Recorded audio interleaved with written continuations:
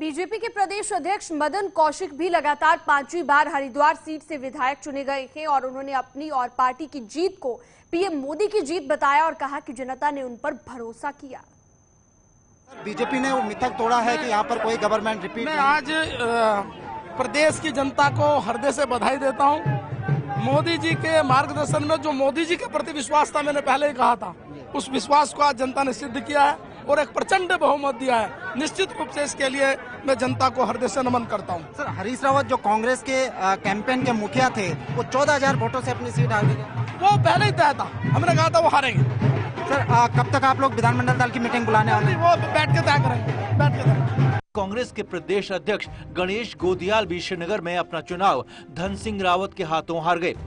इन दोनों के अलावा भी जागेश्वर में गोविंद सिंह कुंजवाल चुनाव हार गए।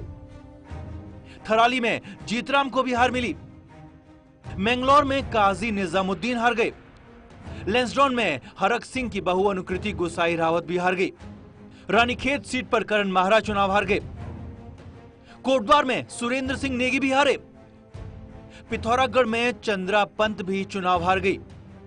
सल्ट सीट पर रणजीत रावत को भी हार मिली। देहरादून कैंट में सूर्यकांत धस्माना हार गए। और आशीर्वाद देता हूं कि वो एक सफल विधायक सिद्ध हों और जनता के विश्वास को कायम रखने में सफल रहे। हमें पूरा विश्वास था कि लोग परिवर्तन के लिए वोट करेंगे। कहां क्या कमी हमारे प्रयासों में रह गई, मैं उसको कहीं न कहीं कुछ कमी रह गई, उसको मैं स्वीकार करता हूं।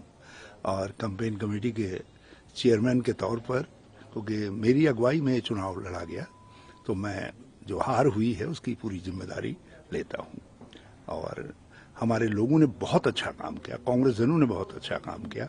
और जो हमारी पार्टी का नेतृत्व है, जिसमें प्रदेश कांग्रेस अध्यक्ष भी हैं, सीएलपी लीडर हैं, उनके सहयोगी हैं, उन सब ने बहुत अच्छा काम किया।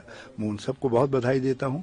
प्रभारी बीजेपी की तरफ से हारने वालों में बड़े नाम सीएम धामी के अलावा कैबिनेट मंत्री यतीश्वरानंद और पड़व चैंपियन की पत्नी देवयानी रही। बाकी बीजेपी के सभी बड़े और दिग्गज नेता जीतने में, अपनी सीट बचाने में कामयाब रहे। 2022 के नतीजों से साफ है कि राज्य में एक बार फिर से बीजेपी की आंधी आई, जिसमें बड़े बड़े कांग्रेसी उड़ गए, तो बीजेपी को एक बार फिर से प्रचंड बहुमत मिला है। Bureau report, news 18। तो बीजेपी को उत्तराखंड में बड़ी जीत मिली और एक तरफा नतीजों के बाद फिर से बीजेपी की सरकार बन रही है। लेकिन बीजेपी की इस जीत में सीएम धामी की हार पार्टी को परेशान कर रही है। ऐसे में अब सबसे बड़ा सवाल यही खड़ा हो गया कि मुख्यमंत्री अब कौन बनेगा। क्या सीएम धामी पर ही हार के बाद भरोसा जताया जाएगा या फिर कोई नया चेहरा राज्य का मुख्यमंत्री होगा।